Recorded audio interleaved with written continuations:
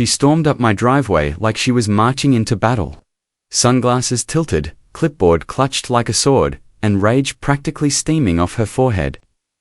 "That truck doesn't belong here," she barked, jabbing her pen toward my closed garage door. I calmly reminded her that this was my house, and yes, the truck was in my garage, not out on the street. But that didn't matter to HOA Karen. See, in her twisted world, even what's inside your own garage is subject to community standards, standards she made up on the fly. She didn't ask questions, she didn't try to understand. She whipped out her phone, dialed 911, and said, "There's an unauthorized vehicle on Oak Ridge Lane. It might be stolen." I couldn't believe it. My truck, my property, my garage, and she called the cops on me. But here's the kicker. When the cops arrived, I invited them in and showed them the title, my license, the deed, everything. They laughed. Not at me, at her. One officer pulled her aside and calmly explained that she had no legal rights to dictate what I store in my private garage.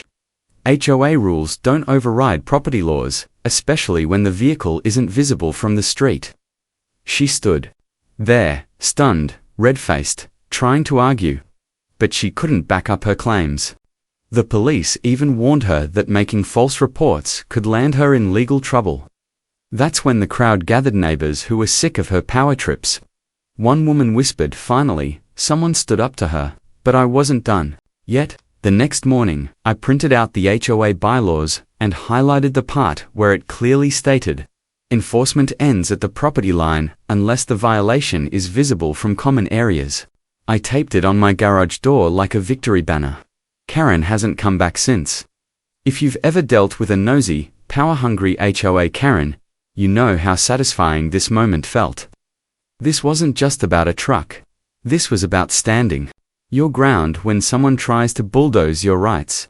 If this story fired you up or gave you that sweet sense of justice, make sure to subscribe, like, share, and comment below with your own HOA nightmare story.